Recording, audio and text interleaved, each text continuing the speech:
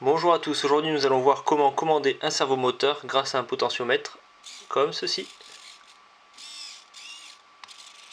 Et voilà. Pour ce projet, nous aurons besoin de deux condensateurs de 1000 microfarad, d'un potentiomètre et d'un servomoteur. Donc voici le servomoteur, c'est un actionneur qui est asservi en position, c'est-à-dire contrairement à un moteur, on ne commande pas la vitesse ni le sens de rotation, mais on lui commande un angle qui va de 0 à 180 degrés, voire 0,90 en fonction des servomoteurs. C'est pour ça qu'il y a 3 fils et non 2 comme sur un moteur. On a le rouge qui est l'alimentation, le noir qui est la masse et le blanc qui est la commande, donc pour l'asservissement. Sur ce petit actionneur, nous pouvons mettre différents petits bras dessus, donc soit la croix, soit le simple bras de levier, soit le double. Donc dans notre cas, on mettra le double, qui je trouve est plus facile à utiliser étant donné qu'il est plus long. Donc pour le projet, on utilisera un potentiomètre. Donc c'est un genre de pont diviseur de tension. Donc pour ceux qui ne savent pas, pont diviseur de tension, je mettrai un lien explicatif dans la description.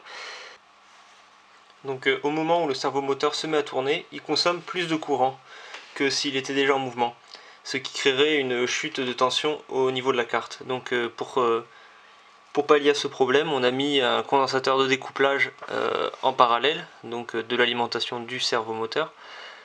Bien faire attention d'avoir la masse en face du moins, donc c'est la petite bandeau noire avec les moins, et le plus 5 au niveau du plus du condensateur, sinon il y aurait un risque d'explosion. Donc bien faire attention à ce dipôle qui est polarisé, et logiquement tout se passera bien. Comme on peut voir sur le potentiomètre, il y a 3 pattes, donc on va se débrouiller pour mettre les 3 pattes sur 3 lignes différentes de la carte de prototypage. Hop, comme ça, pour qu'il puisse marcher comme pont diviseur de tension. À cela, on ajoutera, comme pour le servomoteur, un condensateur de découplage. Voilà pour le condensateur de découplage. Comme vous pouvez voir, je me suis débrouillé pour mettre les deux cathodes dans le même sens, pour éviter de me tromper après quand je les relierai au plus et au moins. Nous avons branché les moins avec les moins, les plus avec les plus, comme ceci. Maintenant, il nous faut brancher l'entrée pour le potentiomètre et la sortie pour le servomoteur. Donc pour le potentiomètre, nous allons nous servir d'une entrée analogique, et pour le servomoteur, nous allons nous servir d'une sortie PWM. Donc les sorties PWM sur l'Arduino sont indiquées par un petit tilde ici. Dans notre cas, nous nous sommes servis de l'entrée analogique 0 et de la sortie PWM 9. Nous pouvons passer maintenant à la programmation de l'Arduino. Ce qu'on va faire, c'est d'inclure la bibliothèque. Donc on fait include servo.h. Voilà. Donc comme on peut voir, hop, majuscule. Comme on peut voir, il n'y a pas de point virgule à la fin. Une bibliothèque contient toutes les fonctions permettant l'utilisation du cerveau.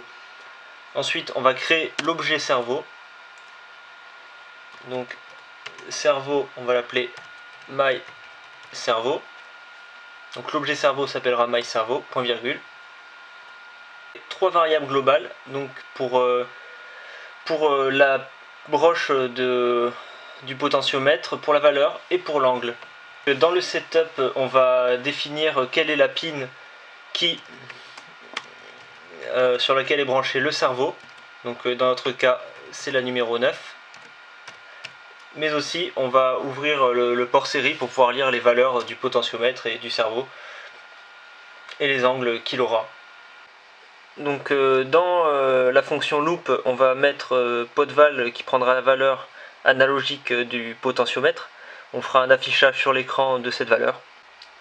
Ensuite, la variable angle, on se servira de la fonction map qui permet donc de transformer potval qui va de 0 à 1024, vu que c'est un convertisseur analogique numérique de 1024, en un angle qui va de 0 à 179, donc 0 pour les 180 degrés du servomoteur. Et ensuite on fera un affichage sur l'écran de l'angle, donc qui ira de 0 à 180. On finira par écrire entre guillemets l'angle sur le cerveau, donc c'est-à-dire que la valeur du potentiomètre sera retranscrite donc de 0 à 180 sur le servomoteur, et on lui ajoute un petit délai de 15 millisecondes en fin de boucle. Maintenant nous pouvons voir que lorsque l'on tourne le potentiomètre, grâce au programme que nous avons mis dans l'Arduino, le servomoteur tourne en conséquence. Donc là je tourne.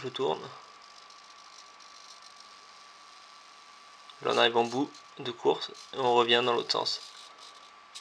Hop là.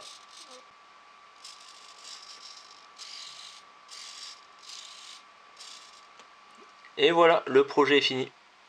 Si la vidéo vous a plu, vous pouvez commenter, vous abonner ou bien, hop là, me suivre sur Twitter.